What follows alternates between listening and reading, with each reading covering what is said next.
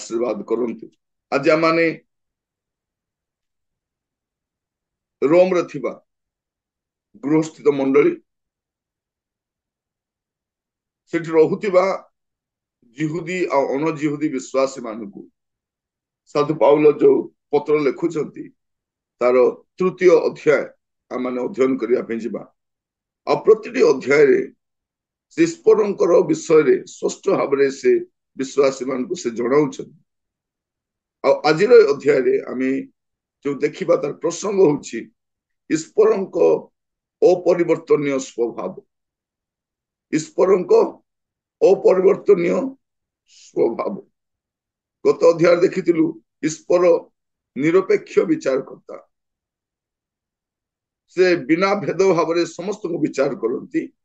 आउ से किपरि विचार करंती गत अध्याय आमे देखिथिलु जे से सत्य अनुसार अनुग्रह अनुसार आम हृदय कठिनता अनुसार से विचार करंती एभली भाव आमे देखिथिलु। किंतु आज आमे ईश्वरंक अपरिवर्तनीय स्वभाव जोटा केबे परिवर्तन हुए ना एपरी स्वभाव गुड़िक ईश्वर को रही। दुर्भाग्यर कथा जे आमर देशवासी माने ईश्वर किए जानते आम राज्यर लोक जानते बेले बेले दुख भी लगे। ईश्वर मनुष्यर जत्न नेबे ना मनुष्य ईश्वर जत्न नेबे। ईश्वरंकर भरोसा रे मनुष्य थिबो ना मनुष्यर भरोसा ईश्वर थिबे मु बुझी पारुने। केते प्रहसन सब चालुची आ लोक माने से भंडामी रे पड़ी थौछ। किंतु आज आमे देखिबा जने ईश्वर जे वास्तव ईश्वर अटंती जे अनंत ईश्वर अटंती तांकर अपरिवर्तनीय स्वभाव ता माने देखिबा एई अध्याय प्रथम तीन पद पढ़िबे। रोमियो 3 पद प्रथम 3 पद। तेबे जिहुदी लोकर विशेष कौन सुन्नतर बा उपकार कौन सबु प्रकारे बहुत सर्वप्रथमे ईश्वरंक वाक्य सेमानंक ठारे समर्पित होइथिला। तेबे कौन जदि केही केही अविश्वस्त हेले सेमानकर अविश्वस्ता कौन ईश्वरंक विश्वस्तता को निष्फल करिवो। एटा देखुछु ईश्वरंकर प्रथम स्वभाव अछि आउ तार सत्यता सेटा होछि ईश्वर विश्वस्त अटन। ईश्वरंकर विश्वस्तता केबे परिवर्तन हुए। ईश्वरंक विश्वस्त मनुष्य अविश्वस्त अटे से जिहुदी हो बा अणजिहुदी हो से अविश्वस्त अटे किंतु ईश्वर कौन अटंती ईश्वर विश्वस्त अटंती। हालेलुया। आउ एटा तांकर अपरिवर्तनीय गुण से विश्वस्त अटंती। आमे अनेक क्षेत्र अविश्वस्त अटु प्रायतः सब बेले अविश्वस्त अटु। आमर देश प्रति आमर समाज प्रति आमर परिवार प्रति ईश्वर प्रति प्रतिटी क्षेत्र में अविश्वस्त। ये आम नेता माने कितने बड़ बड़ कथा कहले इलेक्शन जिणी आम एटा करू सेटा करू तार ना गंध भी नौ ना तार किसी भी कहना आम एटा कही से करू बोली किसी भी नहीं। कारण मनुष्य स्वभाव होची अविश्वस्त हेबा किंतु ईश्वरंकर स्वभाव से मनुष्य अविश्वस्त हेले मध्य से विश्वस्त अटन। पढ़िबे टिके गणना तार 23 रो 19 गणना पुस्तक 23 तार 19। परमेश्वर मनुष्य नुहंती जे से मिथ्या कहिबे केवबा से मनुष्यर संतान नुहंती जे से अनुताप करिवे। से कहि अछंती आउ से कि ताहा करिवे नाही से कहि अछंती आउ ताहा कि से सिद्ध करिवे नाही। अंडरलाइन करि थांतु परमेश्वर मनुष्य नुहंती आउ से मिथ्या कहिबे नाही से मिथ्या कहते नहीं। ମିଛ କିଏ କୁହେ? ଆପଣ କହିବେ, ମୁଁ କହିବି, ନେତା ମାନେ କହିବେ, ମନ୍ତ୍ରୀ ମାନେ କହିବେ, ବାବା ମାନେ କହିବେ, ପ୍ରଚାରକ ମାନେ ମିଛ କହିପାରନ୍ତି, କିନ୍ତୁ ପରମେଶ୍ୱର ମନୁଷ୍ୟ ନୁହନ୍ତି ଯେ ସେ ମିଛ କହିବେ। ସେ ବିଶ୍ୱସ୍ତ ଅଟନ୍ତି, ସେ ଯାହା କହିଛନ୍ତି ତାହା ସେ କରନ୍ତି। ଆମେ ବିଶ୍ୱାସୀ ହେଲେ ହବ ନାହିଁ, ଆମକୁ ବିଶ୍ୱସ୍ତ ମଧ୍ୟ ହେବାର ଅଛି। ବିଶ୍ୱସ୍ତ ହେବା ପାଇଁ ପଡିବ ପ୍ରତିଟି କ୍ଷେତ୍ରରେ, ଛୋଟ ଛୋଟ ବିଷୟରେ। ଆଉ ଈଶ୍ୱରଙ୍କର ଅପରିବର୍ତ୍ତନ ସ୍ୱଭାବ କଣ? ସେ ବିଶ୍ୱସ୍ତ ଅଟନ୍ତି। ତାଙ୍କର ବିଶ୍ୱସ୍ତତା ହଉଛି ତାଙ୍କର ପ୍ରଥମ ଅପରିବର୍ତ୍ତନୀୟ ଗୁଣ। ଗୋଟେ ପଦ ପଢିବା, 2 ତିମୋଥୀ ତାର 2:13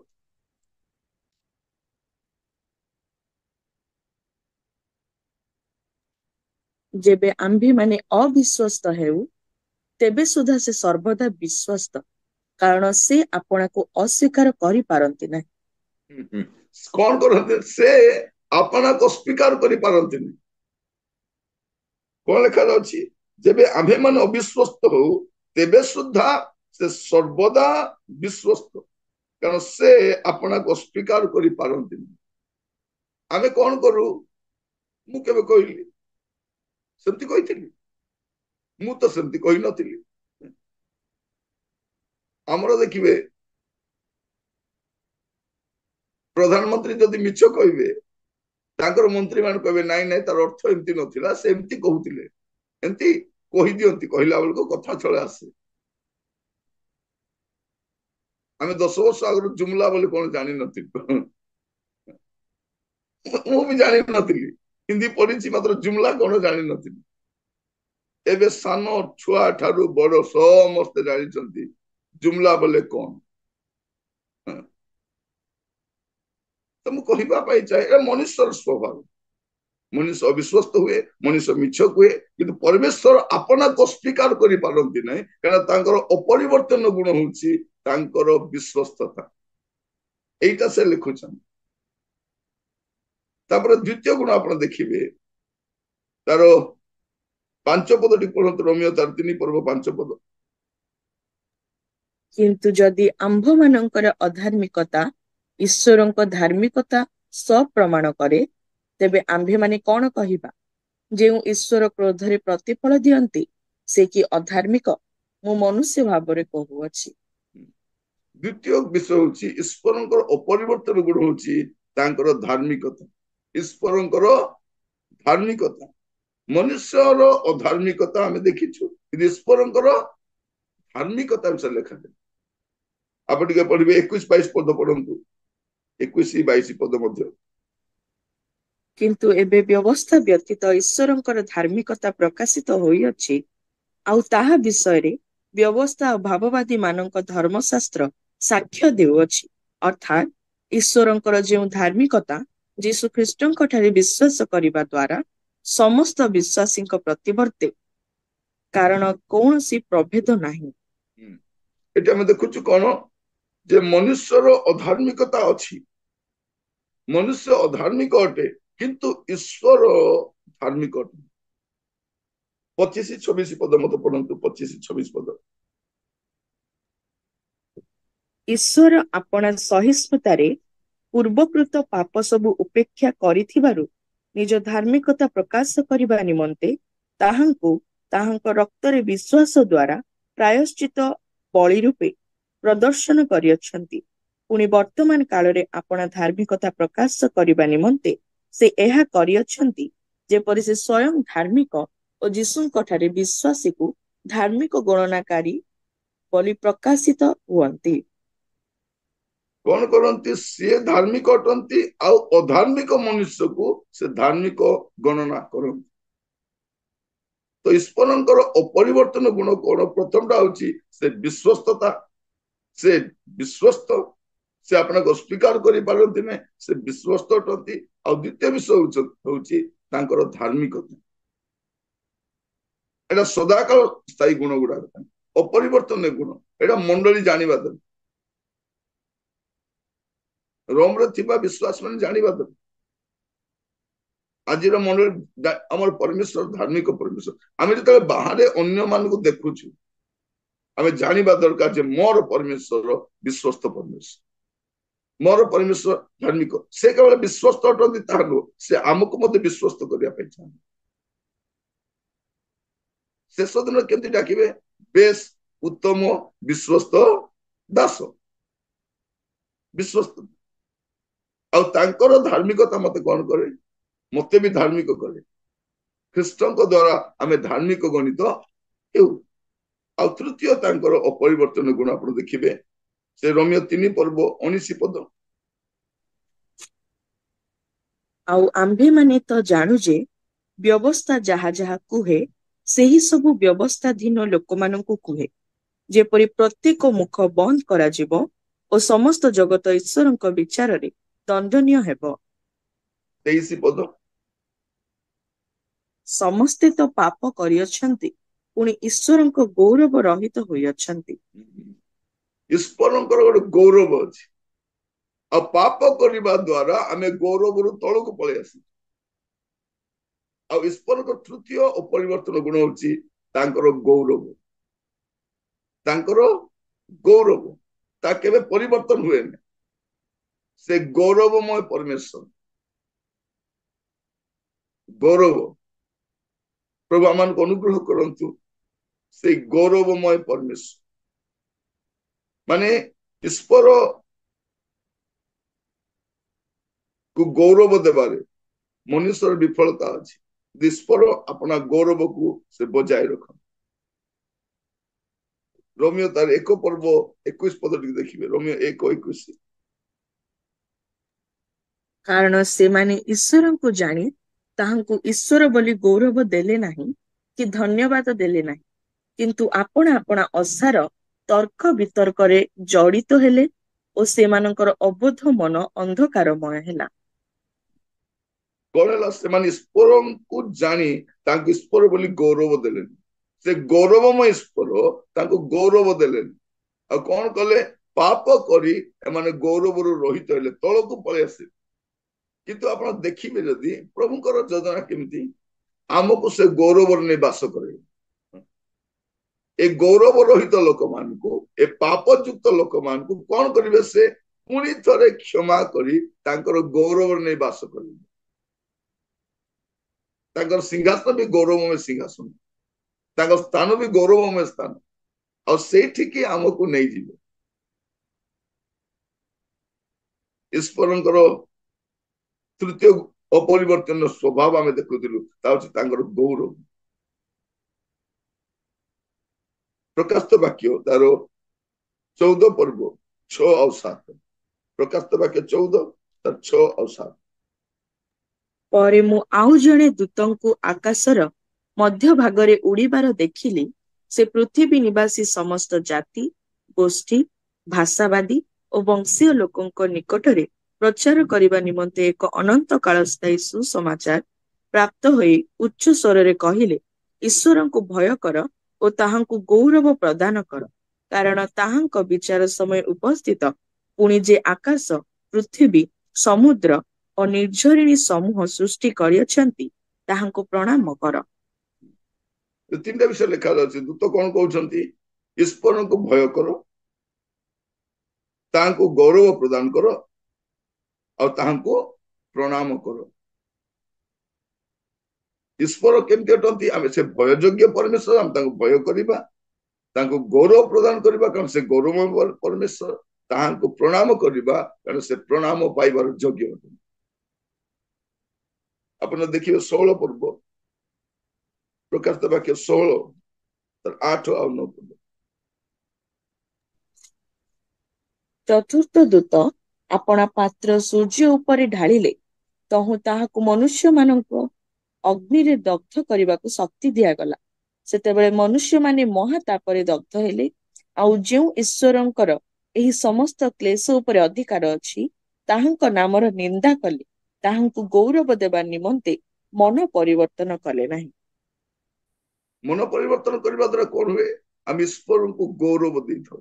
ଈଶ୍ୱର ଯଥାର୍ଥ ଅଟନ୍ତି, ମୁଁ ପାପୀ ଅଟେ।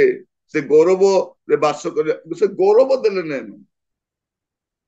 କେତେବେଳେ ମହାକ୍ଲେଶ ଆସିଲେ ମଧ୍ୟ, କଷ୍ଟ ଆସିଲେ ମଧ୍ୟ। ଏବେ ସୂର୍ଯ୍ୟକୁ ଦେବତା ଦେବତା ବୋଲି କହିଥାନ୍ତୁ, ଯୋଉଦିନ ସୂର୍ଯ୍ୟରେ ଜଳି ପଡିବେ ସେଦିନ ଜାଣିବେ ସୂର୍ଯ୍ୟ ଦେବତା ନୁହେଁ, ଏଇଟା ଗୋଟେ ଈଶ୍ୱରଙ୍କ ସୃଷ୍ଟ ବସ୍ତୁ ବୋଲି।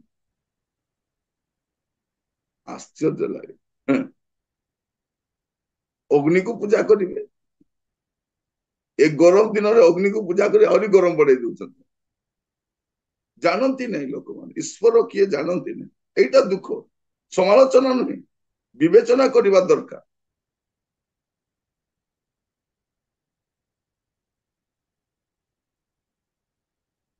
ମାନେ ଜଣେ ବ୍ୟକ୍ତିକୁ ଆପଣ ଦେଶର ଉଚ୍ଚ ପଦରେ ଆଣି ସ୍ଥାପିତ କଲେ, ରାଜ୍ୟର ଉଚ୍ଚ ପଦରେ ଆଣି ସ୍ଥାପିତ କଲେ ବି ସେ କଣ କହୁଛି, ନାଇଁ ଭଗବାନଙ୍କର ଯତ୍ନ ମୁଁ ନେବି। ଆଶ୍ଚର୍ଯ୍ୟ ଲାଗୁନି ଆପଣ? ଆମେ ମଣିଷ, କ୍ଷୁଦ୍ର ମଣିଷ, ନିଶ୍ୱାସ ପ୍ରଶ୍ୱାସଧାରୀ, ଏ ଧୂଳିରେ ତିଆରି ମଣିଷ। କାଲିକି ଶ୍ୱାସ ପାଇ ଚାଲିଗଲେ କୋଉ କ୍ଷେତ୍ରକୁ ଯିବୁ ଜଣା ନାହିଁ। ଆମେ ଈଶ୍ୱରଙ୍କର ପାଇଁ କଣ କରିପାରିବୁ? ସବୁତକ ସେ ଆମ ପାଇଁ କରିଛନ୍ତି, ସବୁ ଆମ ପାଇଁ। ତ ଏଇଠି ଆମେ ଦେଖୁ ଯେ ସେମାନେ କଣ କରନ୍ତି ନା, ଈଶ୍ୱରଙ୍କୁ ଗୌରବ ଦେବା ନିମନ୍ତେ ମନ ପରିବର୍ତ୍ତନ କରନ୍ତିନି। ଆମେ ତୃତୀୟ ଗୁଣ ଦେଖୁଛୁ, ଈଶ୍ୱରଙ୍କର ଗୁଣ ହଉଛି ସେଟା ସ୍ୱଭାବରେ ଆମେ ଦେଖୁଛୁ ଈଶ୍ୱରଙ୍କର ଗୌରବ। ଆଉ ରୋମିଓ ତାର 3:24 ଦେଖିବା, 3:24। ପୁଣି ସେମାନେ ବିନା ମୂଲ୍ୟରେ ତାହାଙ୍କ ଅନୁଗ୍ରହରେ ଖ୍ରୀଷ୍ଟ ଯୀଶୁଙ୍କ ଠାରେ ଯେଉଁ ମୁକ୍ତି ଅଛି ତଦ୍ୱାରା ଧାର୍ମିକ ଗଣିତ ହୁଅନ୍ତି। ଏଠି ଆମେ ଦେଖୁଛୁ ଆଉ ଗୋଟେ ବିଷୟ କଣ, ଈଶ୍ୱରଙ୍କର ଅନୁଗ୍ରହ ଏଇଟା ବଦଳେନି। ଯୁଗ ପରେ ଯୁଗ ସମସ୍ତଙ୍କ ପାଇଁ ସେ ଅନୁଗ୍ରହ ଦାନ କରି ଆସିଛି, ମାନେ ବିନା ଭେଦ ଭାବରେ ଅନୁଗ୍ରହ ସମସ୍ତଙ୍କ ପାଇଁ। ବର୍ଷା ଯେମିତି ସମସ୍ତଙ୍କ ପାଇଁ, ପବନ ଯେମିତି ସମସ୍ତଙ୍କ ପାଇଁ, ସୂର୍ଯ୍ୟ ଯେମିତି ସମସ୍ତଙ୍କ ପାଇଁ, ଅନୁଗ୍ରହ ବି ସମସ୍ତଙ୍କ ପାଇଁ। ସମସ୍ତଙ୍କୁ ସେ ଅନୁଗ୍ରହ ଦାନ କରେ। 31 ପଦଟି ପଢିବେ, 31 ପଦ। ତେବେ ଆମ୍ଭେମାନେ କି ବିଶ୍ୱାସ ଦ୍ୱାରା ବ୍ୟବସ୍ଥାକୁ ଲୋପ କରୁଅଛୁ, ତାହା କେବେ ହିଁ ନ ହେଉ, ବରଂ ଆମ୍ଭେମାନେ ବ୍ୟବସ୍ଥାକୁ ସଂସ୍ଥାପନ କରୁଅଛୁ। ଅନୁଗ୍ରହ ବ୍ୟବସ୍ଥାକୁ ଲୋପ କରେ ନାହିଁ, କିନ୍ତୁ କଣ କରେ, ତାକୁ ସଂସ୍ଥାପନ କରିଥାଏ। ଅନୁଗ୍ରହ ବ୍ୟବସ୍ଥାକୁ ଲୋପ କରୁନାହିଁ, ବରଂ ବ୍ୟବସ୍ଥାକୁ ସଂସ୍ଥାପନ କରିଥାଏ। ପରମେଶ୍ୱର ଯେ ବ୍ୟବସ୍ଥା ବନେଇଛନ୍ତି ସେ ବ୍ୟବସ୍ଥାକୁ ଲୋପ କରନ୍ତି ନାହିଁ। ଯୀଶୁ କହୁଛନ୍ତି ମୁଁ ବ୍ୟବସ୍ଥାକୁ ସଫଳ କରିବାକୁ, ଅନୁଗ୍ରହ ଦ୍ୱାରା ସଫଳ କରିବାକୁ ଆସିଛି। ପ୍ରଭୁ ଆମମାନଙ୍କୁ ଅନୁଗ୍ରହ କରନ୍ତୁ ଏହା ବୁଝିବା ପାଇଁ। ଆଜି ଆମେ ଯଦି ଆମେ ଦେଖିବେ ତାର 27-28 ପଦ ଦେଖନ୍ତୁ, 27-28 ପଦ, ରୋମିଓ 3:27-28। ତେବେ ଗର୍ବ କେଉଁଠାରେ ତାହା ଦୂରୀକୃତ ହେଲା? କି ପ୍ରକାର ବ୍ୟବସ୍ଥା ଦ୍ୱାରା? କଣ କ୍ରିୟାକର୍ମର ବ୍ୟବସ୍ଥା ଦ୍ୱାରା, ନା ବିଶ୍ୱାସର ବ୍ୟବସ୍ଥା ଦ୍ୱାରା? ତେବେ ଆମ୍ଭମାନଙ୍କ ମୀମାଂସା ଏହି, ମନୁଷ୍ୟ ବ୍ୟବସ୍ଥାର କ୍ରିୟାକର୍ମ ବ୍ୟତୀତ ବିଶ୍ୱାସ ଦ୍ୱାରା ଧାର୍ମିକ ଗଣିତ ହୁଏ। ମାନେ ଏବେ କ୍ରିୟାକର୍ମ ନୁହେଁ, ଅନୁଗ୍ରହରେ କଣ ହୁଏ, ସେ ଧାର୍ମିକ ଗଣିତ ହୁଏ। ଅନୁଗ୍ରହରେ ବିଶ୍ୱାସ ଦ୍ୱାରା ଆମେ ପରିତ୍ରାଣ ପାଇଛୁ, ଆଉ ସେ ଅନୁଗ୍ରହର ବିଶ୍ୱାସ ଦ୍ୱାରା ଆମେ ଧାର୍ମିକ ଗଣିତ ମଧ୍ୟ ହେଇଛୁ। ଚତୁର୍ଥ ବିଷୟ, ଈଶ୍ୱରଙ୍କର ଅନୁଗ୍ରହ ଏଇଟା ଅପରିବର୍ତ୍ତନୀୟ ଅଟେ। ସେ ସମସ୍ତଙ୍କ ପାଇଁ ଅନୁଗ୍ରହକାରୀ ପରମେଶ୍ୱର। ଯଦି ଆପଣ ଦେଖିବେ ଯେରେମିୟା ପୁସ୍ତକ ଖୋଲନ୍ତୁ, ତାର 31 ପର୍ବ, 31-34। ଯେରେମିୟା 31-34। ସଦାପ୍ରଭୁ କହନ୍ତି, ଦେଖ, ଯେଉଁ ସମୟରେ ଆମ୍ଭେ ଇସ୍ରାଏଲ ବଂଶ ଓ ଜିହୁଦା ବଂଶ ସହିତ ଏକ ନୂତନ ନିୟମ ସ୍ଥାପନ କରିବା, ଏପରି ସମୟ ଆସୁଅଛି। ମିଶର ଦେଶରୁ ସେମାନଙ୍କର ପିତୃପୁରୁଷ ଗଣକୁ ବାହାର କରି ଆଣିବା ନିମନ୍ତେ ଆମ୍ଭେ ସେମାନଙ୍କର ହସ୍ତ ଧରିବା ଦିନ ସେମାନଙ୍କ ସହିତ ଆମ୍ଭର କୃତ ନିୟମାନୁସାରେ ନୁହେଁ। ସଦାପ୍ରଭୁ କହନ୍ତି, ଆମ୍ଭେ ସେମାନଙ୍କ ସ୍ୱାମୀ ହେଲେ ହେଁ ସେମାନେ ଆମ୍ଭର ସେହି ନିୟମ ଲଙ୍ଘନ କଲେ। ମାତ୍ର ସଦାପ୍ରଭୁ କହନ୍ତି, ସେହି ସକଳ ଦିନର ଉତ୍ତାରେ ଆମ୍ଭେ ଇସ୍ରାଏଲ ବଂଶ ସହିତ ଏହି ନିୟମ ସ୍ଥିର କରିବା ଆମ୍ଭେ ସେମାନଙ୍କ ଅନ୍ତରରେ ଆମ୍ଭର ବ୍ୟବସ୍ଥା ରଖିବା ଓ ସେମାନଙ୍କ ହୃଦୟରେ ଆମ୍ଭେ ତାହା ଲେଖିବା। ସେମାନଙ୍କର ପରମେଶ୍ୱର ହେବା ଓ ସେମାନେ ଆମ୍ଭର ଲୋକ ହେବେ। ପୁଣି ତୁମ୍ଭେମାନେ ପରମେଶ୍ୱରଙ୍କୁ ଜ୍ଞାତ ହୁଅ ବୋଲି କହି ସେମାନେ ପ୍ରତ୍ୟେକେ ଆପଣା ଆପଣା ପ୍ରତିବାସୀକି ଓ ପ୍ରତ୍ୟେକେ ଆପଣା ଆପଣା ଭ୍ରାତାକୁ ଆଉ ଶିକ୍ଷା ଦେବେ ନାହିଁ। କାରଣ ସଦାପ୍ରଭୁ କହନ୍ତି, ସେମାନଙ୍କର କ୍ଷୁଦ୍ରତମ ଠାରୁ ମହତ୍ତମ ପର୍ଯ୍ୟନ୍ତ ସମସ୍ତେ ଆମ୍ଭକୁ ଜ୍ଞାତ ହେବେ, ଯେହେତୁ ଆମ୍ଭେ ସେମାନଙ୍କର ଅପରାଧ କ୍ଷମା କରିବା ଓ ସେମାନଙ୍କର ପାପ ଆମ୍ଭେ ଆଉ ସ୍ମରଣ କରିବା ନାହିଁ। ଏଠି ଆମେ ଦେଖୁଛୁ ଯେ ଈଶ୍ୱର ତାଙ୍କର ଅନୁଗ୍ରହ ବା ତାଙ୍କର ବ୍ୟବସ୍ଥାକୁ, ଅନୁଗ୍ରହଜନକ ବ୍ୟବସ୍ଥାକୁ ନୂତନ ଭାବରେ ଉପସ୍ଥାପନା କରୁଛନ୍ତି। ଆଉ ସେ କହୁଛନ୍ତି ଆମେ ସେମାନଙ୍କ ହୃଦୟରେ ତାହା ଲେଖିବା।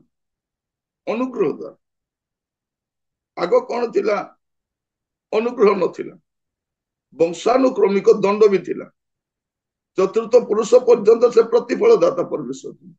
ଏବେ ସେ କଣ କହୁଛନ୍ତି? ଆପଣ ଯଦି 29-30 ପଦ ପଢିବେ, ସେଇ ଜିରିମିୟ 31-29-30।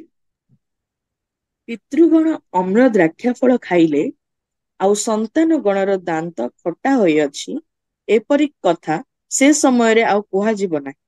ମାତ୍ର ପ୍ରତ୍ୟେକ ଲୋକ ନିଜ ଅଧର୍ମ ସକାଶୁ ମରିବ, ଆଉ ଯେଉଁ ଜଣ ଅମ୍ଳ ଦ୍ରାକ୍ଷା ଫଳ ଖାଏ ତାହାରି ଦାନ୍ତ ଖଟା ହେବ।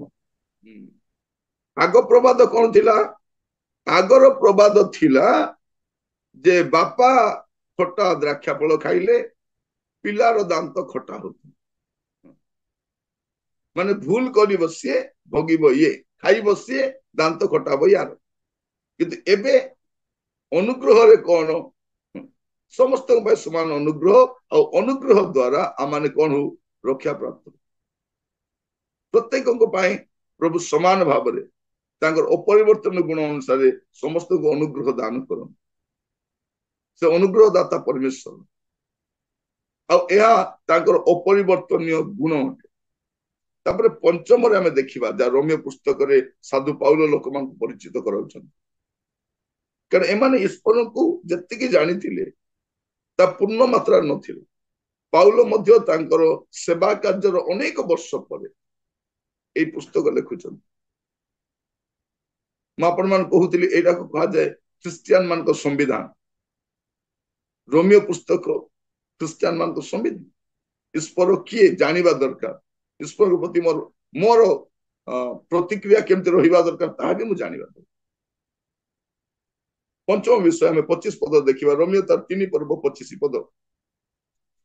ଈଶ୍ୱର ଆପଣା ସହିଷ୍ଣୁତାରେ ପୂର୍ବକୃତ ପାପ ସବୁ ଉପେକ୍ଷା କରିଥିବାରୁ ନିଜ ଧାର୍ମିକତା ପ୍ରକାଶ କରିବା ନିମନ୍ତେ ତାହାଙ୍କୁ ତାହାଙ୍କ ରକ୍ତରେ ବିଶ୍ୱାସ ଦ୍ୱାରା ପ୍ରାୟଶ୍ଚିତ ବଳି ରୂପେ ପ୍ରଦର୍ଶନ କରିଅଛନ୍ତି। ଈଶ୍ୱର ଆପଣା ସହିଷ୍ଣୁତାରେ, ତାମାନେ ଈଶ୍ୱର କଣ ଅଟନ୍ତି? ଈଶ୍ୱର ସହନଶୀଳ ଈଶ୍ୱର ଅଟନ୍ତି। ଈଶ୍ୱରଙ୍କର ସହନଶୀଳତା ଏଇଟା କେବେ ବଦଳେ ନାହିଁ। ଈଶ୍ୱରଙ୍କର ସହନଶୀଳତା କେବେ ବଦଳେ ନାହିଁ। ସେ ସହିଷ୍ଣୁ ଈଶ୍ୱର ଅଟନ୍ତି। ଆମେ ଅସହିଷ୍ଣୁ ହେଇଯାଉ। ବେଳେ ବେଳେ ଆମେ କଣ କହୁଛୁ? ମୁଁ ୟା ପ୍ରତି ସହିଷ୍ଣୁ ହେଇପାରିବିନି। ଆଉ କେତେ ସହିବି ମୁଁ ଆଉ ସହିପାରିବିନି। ଯଦି ପ୍ରଭୁ ଆମକୁ ସେମିତି କରିଥାନ୍ତେ, ଆମକୁ ଧକ୍କା ମାରି ବାହାର କରିଦେଇଥାନ୍ତେ। ସେ ସହିଷ୍ଣୁ ଅଟନ୍ତି। ସେ ଆମ ପ୍ରତି ଦୀର୍ଘ ସହିଷ୍ଣୁ ଅଟନ୍ତି। ତେଣୁ ଆମେ ବର୍ତ୍ତି ଯାଉଛୁ, ଆମେ ବର୍ତ୍ତି ଯାଉଛୁ। ଈଶ୍ୱରଙ୍କର ସହନଶୀଳତା ବା ଈଶ୍ୱରଙ୍କ ସହିଷ୍ଣୁତା ତା କେବେ ବଦଳେନି। ମାନେ ମନୁଷ୍ୟର ପାପ ନିରବଚ୍ଛିନ୍ନ ଭାବରେ କରି ଆସିଛି। ଆପଣ ଯଦି ଦେଖିବେ 7 ଆଉ 8 ପଦ ପଢନ୍ତୁ। ରୋମିଓ 3 ପର୍ବ ତାର 7 ଆଉ 8।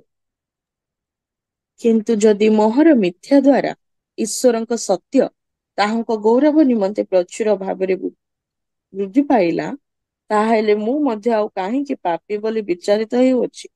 ଆଉ ଭଲ ଫଳ ଫଳିବା ନିମନ୍ତେ ଆସ, ମନ୍ଦ କର୍ମ କରୁ, ଏହା ଆମ୍ଭେମାନେ କହୁଅଛୁ ବୋଲି ଯେପରି କେହି କେହି ଆମ୍ଭମାନଙ୍କର ଗ୍ଲାନି କରି କହନ୍ତି, ସେପରି ବା କାହିଁକି ନ କରିବା? ଏମାନଙ୍କର ଦଣ୍ଡ ଯଥାର୍ଥ।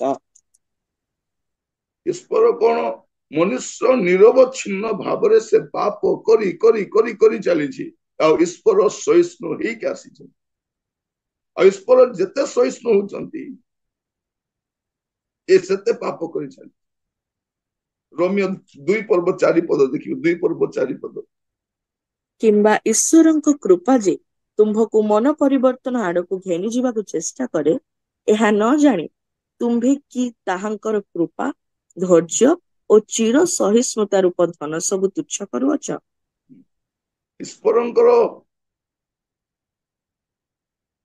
ତାହାଙ୍କର କୃପା, ଧୈର୍ଯ୍ୟ ଓ ଚିର ସହିଷ୍ଣୁତା ରୂପ ଧନ ତାକୁ ତୁଚ୍ଛ କରୁଛି।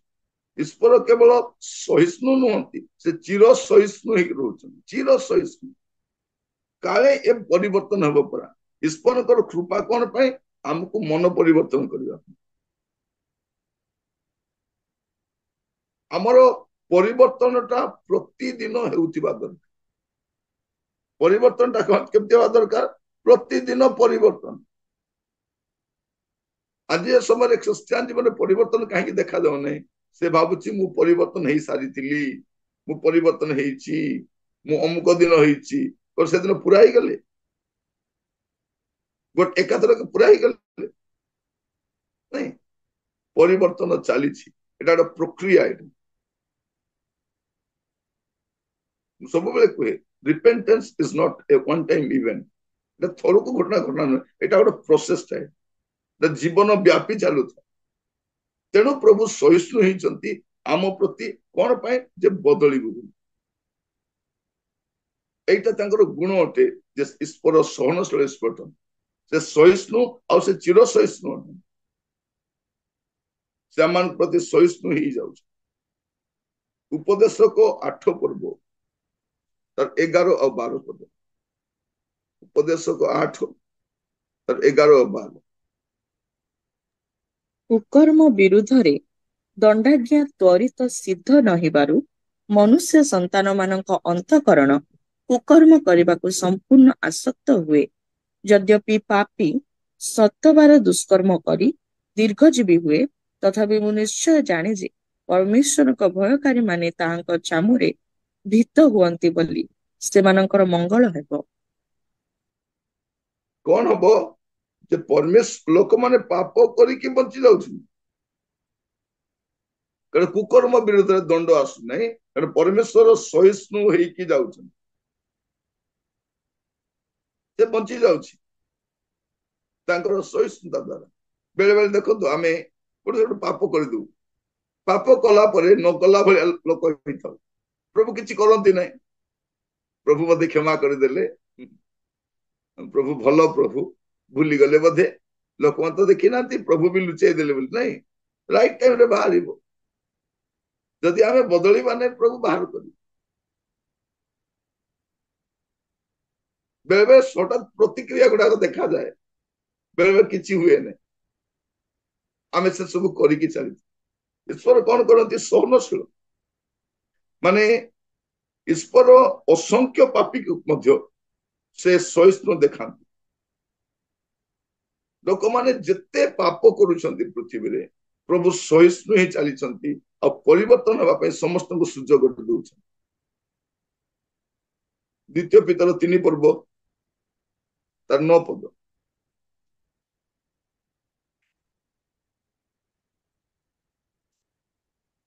ବିଳମ୍ବ ବୋଲି ଯେପରି କେତେକ ଭାବନ୍ତି, ପ୍ରଭୁ ଆପଣା ପ୍ରତିଜ୍ଞା ବିଷୟରେ ସେପରି ବିଳମ୍ବ କରନ୍ତି ନାହିଁ, କିନ୍ତୁ ଯେପରି କେହି ବିନଷ୍ଟ ନ ହୁଅନ୍ତି, ବରଂ ସମସ୍ତେ ମନ ପରିବର୍ତ୍ତନ କରନ୍ତି, ଏହା ଇଚ୍ଛା କରି ସେ ତୁମ୍ଭମାନଙ୍କ ପ୍ରତି ଦୀର୍ଘ ସହିଷ୍ଣୁ ଅଟନ୍ତି।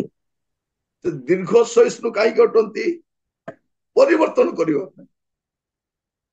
ଆମେ କଣ କରୁ? ଏକାଥରକୁ ଲୋକମାନଙ୍କୁ ଫୋପାଡ଼ି ଦଉ, ଯା ତୋର ତୁମ ଆଉ ସମ୍ପର୍କ ନାହିଁ, ତୁ ରହିବୁ ନାହିଁ, ମୁଁ ତୋର ମୁହଁ ଦେଖିବିନି, ତୁ ମୋର ମୁହଁ ଦେଖିବୁ ନାହିଁ। ଆଜିଠୁ ତୁ ମୋ ପାଇଁ ମରିଗଲୁ, ମୁଁ ତୋ ପାଇଁ ମରିଗଲି, ଯା।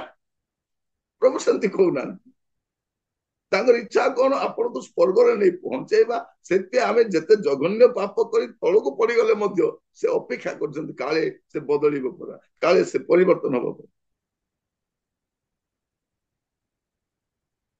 ପରମେଶ୍ୱରଙ୍କ ବାକ୍ୟ ଆମକୁ ପରିବର୍ତ୍ତନ ଆଣୁ। ଗତକାଲି ଗୋଟେ ମିଟିଂରେ ମୁଁ ଯାଇଥିଲି, ସେଠି ଗୋଟେ ବୟସ୍କ ମା ହବ, ତାଙ୍କୁ ଗୋଟେ 60 କି 65 ଖଣ୍ଡେ ହବ। ସେ ହଠାତ୍ ଆସିଲେ ମୋର ହାତକୁ ଧରି ପକାଇଲେ ଆଉ କହିଲେ ବାବୁ ତମର ପ୍ରତିଦିନର ବାକ୍ୟ ମତେ ପରିବର୍ତ୍ତନ କରୁଛି। ମୁଁ ଏମିତି ନଥିଲି,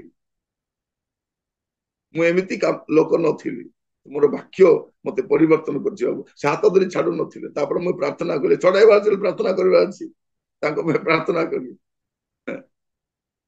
ତାଙ୍କ ପାଇଁ ପ୍ରାର୍ଥନା କଲି। ପ୍ରାର୍ଥନା କଲା ପରେ ସେ ତାଙ୍କର ବେଗରୁ କିଛି ବାହାର କଲେ ଆଉ ମତେ ଦେବା ପାଇଁ। ସେ ମୋ ହାତରେ ଗୋଟେ 500 ଟଙ୍କା ବଢେଇ ଦେଲେ। ବାବୁ ମୁଁ ତ କିଛି ଦେଇପାରିବିନି, ଏଇଟା ତମେ ନିଅ, ଏଇଟା ଗୋଟେ କଣ କରିବ, କିଛି ଗୋଟେ ଖର୍ଚ୍ଚ କରିବ। ତାପରେ ତାଙ୍କ ପାଦକୁ ମୁଁ ଦେଖିଲି ଗୋଟେ ଛିଣ୍ଡା ଚପଲ ପିନ୍ଧିଛି। ସେ କହିଲେ ମୁଁ ଏମିତି କୁଲି ମଜୁରୀ କରି ଚଳୁଛି, କିନ୍ତୁ ଡେଇଲି ତୁମର ବାକ୍ୟ ମୁଁ ଶୁଣୁଛି ଆଉ ସେଇଟା ମତେ ପରିବର୍ତ୍ତନ କରେ। ମୁଁ ଗୁଡେ ଜାଗାକୁ ଯାଏ, ଅନେକ ଲୋକଙ୍କୁ ଦେଖେ, ସେମାନେ କୁହନ୍ତି ଆଜ୍ଞା ମୁଁ ଏମିତି ନଥିଲି, ମୁଁ ଏମିତି ପାପରେ ଥିଲି, ମୁଁ ଏମିତି ମନ୍ଦତାରେ ଥିଲି, ମୁଁ ଏମିତି ଅସୁବିଧା ଥିଲି, କିନ୍ତୁ ବାକ୍ୟ କଣ କରୁଛି ତ ପରମେଶ୍ୱର ଆମକୁ ଭୁଲ କରିବା ସାଙ୍ଗେ ସାଙ୍ଗେ ଦଣ୍ଡ ଦଉନା, ସେ ଅପେକ୍ଷା କରିଛନ୍ତି ବଦଳିବ ପରା। କାରଣ ଈଶ୍ୱରଙ୍କର ସହନଶୀଳତା ସବୁବେଳେ ଆପଣଙ୍କ ପ୍ରତି, ମୋ ପ୍ରତି, ସମସ୍ତଙ୍କ ପ୍ରତି ରହିଛି। এটা କଣ ପାଇଁ এই ଦୀର୍ଘ ସହିଷ୍ଣୁତା, ଯେପରି ସମସ୍ତେ ପରିବର୍ତ୍ତନ। ମୁଁ ଆପଣଙ୍କ ସମ୍ମୁଖରେ ଏହି ଅଧ୍ୟାୟରେ ଆମେ ଦେଖିଲୁ ପ୍ରେରିତ ରୋମିଓ 3 ପର୍ବରେ ସେ 5ଟି ବିଷୟ ଈଶ୍ୱରଙ୍କ ଅପରିବର୍ତ୍ତନ ଗୁଣ ବିଷୟ କହୁଛନ୍ତି। ଈଶ୍ୱରଙ୍କ ବିଶ୍ୱସ୍ତତା, এটা ଅପରିବର୍ତ୍ତନୀୟ ଗୁଣ। ଈଶ୍ୱରଙ୍କର ଧାର୍ମିକତା, এটা ତାଙ୍କର ଅପରିବର୍ତ୍ତନୀୟ ଗୁଣ ଅଟେ। ଈଶ୍ୱରଙ୍କର ଗୌରବ, ତା ଅପରିବର୍ତ୍ତନୀୟ ଅଟେ। ଗୌରବ ଚାଲିଗଲା ବୋଲିବାଟା ନୁହେଁ, ଗୌରବ କମିଗଲା ସେମିତି ନୁହେଁ। ଆଜିକାଲି ମନ୍ତ୍ରୀ ମାନଙ୍କୁ ଦେଖିବେ, ମିଡିଆ ତାଙ୍କର ଗୌରବ ବଢାଉଛି, ଗୌରବ ମଣ୍ଡିତ କରାଯାଉଛି ତାଙ୍କୁ। ନାଇଁ ସେ ବହୁତ ଭଲ ଲୋକ, ବହୁତ ଭଦ୍ର ଲୋକ, ଦେଶ ପାଇଁ ଏମିତି କରୁଛନ୍ତି, ସେମିତି ସେ କାଳଜୟୀ ଲୋକ ଅଟନ୍ତି। ମିଡିଆ ତାକୁ ପୁରା ଗୌରବରେ ଚଢେଇ ଦଉଛି। ଗୌରବରେ ଚଢେଇବ, କେବେଲେ ଗୋବରରେ ନେଇ ପକାଇ ଦବ। କିନ୍ତୁ ଈଶ୍ୱରଙ୍କର ଗୌରବ ସଦାକାଳ ସ୍ଥାୟୀ, ଅପରିବର୍ତ୍ତନୀୟ ଗୌରବ। ଆଉ ଈଶ୍ୱରଙ୍କର ଅନୁଗ୍ରହ ମଧ୍ୟ ଅପରିବର୍ତ୍ତନୀୟ।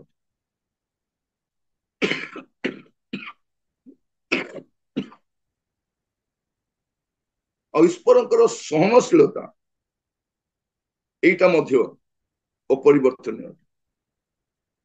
ସେ ସହନଶୀଳ ଈଶ୍ୱର। ତେଣୁ ସେ ଆପଣଙ୍କୁ ମତେ ଏବେ ଯାଇ କଢେଇ ଆଣିଛନ୍ତି, ଏବେ ପର୍ଯ୍ୟନ୍ତ ସେ ଆମକୁ ବହି ଆଣିଛନ୍ତି, ଯେହେତୁ ସେ ସହନଶୀଳ ଈଶ୍ୱର। ପ୍ରଭୁ ଆମମାନଙ୍କୁ ଅନୁଗ୍ରହ କରନ୍ତୁ। ଯେତେବେଳେ ଗୋଟେ ପାପୀ ଅନୁତପ୍ତ ହେଇଯାଉଛି, ସେ ଉଦ୍ଧାର ପାଇଯାଉଛି। ଅନୁତପ୍ତ ହେବା ଦରକାର। ପ୍ରଭୁ ଆଜି ଆମମାନଙ୍କୁ ପ୍ରତ୍ୟେକକୁ ଅନୁଗ୍ରହ କରନ୍ତୁ। ଆସନ୍ତୁ ଆମେ ଈଶ୍ୱରଙ୍କର ଏହି ଅପରିବର୍ତ୍ତନୀୟ ଗୁଣ ଗୁଡିକ ସକାଶେ, ସ୍ୱଭାବ ସକାଶେ ଧନ୍ୟବାଦ ଦେବା। ଆଉ ଆମେ ଏପରି ଏକ ଈଶ୍ୱର, ଯେ ଅନନ୍ତ ଈଶ୍ୱର ଅଟନ୍ତି, ଆମେ ତାଙ୍କୁ ଜାଣିଛୁ। ଆଉ ଈଶ୍ୱରଙ୍କର ସତ୍ୟତାର ପ୍ରକାଶନ ଏହି ଅଧ୍ୟାୟରେ ଆମେ 5ଟି ବିଷୟ ଦେଖିପାରୁଛୁ। ପ୍ରଭୁ ଆପଣମାନଙ୍କୁ ଆଶୀର୍ବାଦ କରନ୍ତୁ। ପ୍ରାର୍ଥନା କରିବୁ। ଅନୁଗ୍ରହକାରୀ ପିତା ପରମେଶ୍ୱର, ଆମେ ଆପଣଙ୍କୁ ଧନ୍ୟବାଦ ଦଉଛୁ ଆପଣଙ୍କର ଅପରିବର୍ତ୍ତନୀୟ ଗୁଣ ପାଇଁ। ପ୍ରଭୁ ଆପଣ କେତେ ଯେ ମହାନ ଅଟନ୍ତି, ଆମର ଚିନ୍ତା ଭାବନାର ଊର୍ଦ୍ଧ୍ୱରେ ପ୍ରଭୁ, ଆମର ପରିକଳ୍ପନାର ବାହାରେ ଆପଣ ଏତେ ମହାନ ପରମେଶ୍ୱର। ଯେତେବେଳେ ମନୁଷ୍ୟ ନଥିଲା ସେତେବେଳେ ଆପଣ ଯେପରି ଥିଲେ ପ୍ରଭୁ, ଆଜି ମନୁଷ୍ୟ ସମାଜ ପାପ କଲା ପରେ ମଧ୍ୟ ଆପଣ ଆପଣଙ୍କ ସ୍ୱଭାବରେ ପ୍ରଭୁ ଅଟଳ ଅଛନ୍ତି। ପ୍ରଭୁ ଆଜି ବିଶ୍ୱସ୍ତତା ଆମେ କୋଉଠି ବି ଦେଖିପାରୁନା, କିନ୍ତୁ ଆପଣଙ୍କ ବିଶ୍ୱସ୍ତତା ଅପରିବର୍ତ୍ତନୀୟ ଅଟେ। ପ୍ରଭୁ ଆପଣଙ୍କର ଧାର୍ମିକତା, ଜଗତରେ ଦିନକୁ ଦିନ ଅଧାର୍ମିକତା ବଢୁଛି ପ୍ରଭୁ, କିନ୍ତୁ ଆପଣଙ୍କର ଧାର୍ମିକତା ସଦାକାଳ ସ୍ଥାୟୀ। ଆପଣଙ୍କ ଅନୁଗ୍ରହ ପ୍ରଭୁ ଆମମାନଙ୍କୁ ଏବେ ଯାଇ କଢେଇ ଆଣିଛି। ମୁଁ ଆପଣଙ୍କୁ ଧନ୍ୟବାଦ ଦଉଛି ପ୍ରଭୁ। ଆପଣଙ୍କ ଗୌରବ, ଆପଣଙ୍କୁ କେହି ଗୌରବ ନଦେଲେ ମଧ୍ୟ, ଆପଣଙ୍କୁ କେହି ଗୌରବାନ୍ୱିତ ନ କଲେ ମଧ୍ୟ, ଆପଣ ସେଇ ଗୌରବମୟ ପରମେଶ୍ୱର ଅଟନ୍ତି। ଆପଣଙ୍କର ଅପରିବର୍ତ୍ତନ ଗୁଣ ପ୍ରଭୁ, ମନୁଷ୍ୟ ଦ୍ୱାରା ଆପଣ ଗୌରବାନ୍ୱିତ ହୁଅନ୍ତି ନାହିଁ, କିନ୍ତୁ ମନୁଷ୍ୟକୁ ଆପଣ ଆପଣ ଗୌରବରେ ବାସ କରିବାକୁ ସୁଯୋଗ ଦିଅନ୍ତି। ପ୍ରଭୁ ମୁଁ ଆପଣଙ୍କୁ ଧନ୍ୟବାଦ ଦିଏ। ଆପଣଙ୍କ ଅନୁଗ୍ରହ ସମସ୍ତଙ୍କ ପାଇଁ ସମାନ। ଆପଣ ସମସ୍ତଙ୍କ ପ୍ରତି सहनशील ईश्वर अटंती आपण सहिष्णु दीर्घ सहिष्णु आउ चिर सहिष्णु मध्य अटंती मु आपनको अशेष धन्यवाद दिए आपनको नामर गौरव जुगे जुगे हो प्रभु मंडली आपणकर एही गुण को जानिबा दरकार तेणु आपणकर संविधान रे प्रभु ए सब आपण लिखि दैछन्ति आपणकर नाम स्तुति प्रशंसा गौरव जुगे जुगे हो प्रभु आमान को साहाय्य करो जेबे हमें विश्वस्त होई पारिबु आमान को साहाय्य करो प्रभु जेबे हमें धार्मिकता आगो को बढ़ी पारिबु आपण को अनुग्रह थाउ थाउ प्रभु हमें परिवर्तित होई जिवु एथि पे आमान को अनुग्रह करो प्रत्येक को आपण हस्त रखिले आपण को दया गुण रे आपण कहि नियंत आदर महिमा जुगे जुगे आपण करू प्रार्थना टी मोर प्राणर प्रिय यीशु को नाम रे मांगिले आमीन आमीन आमीन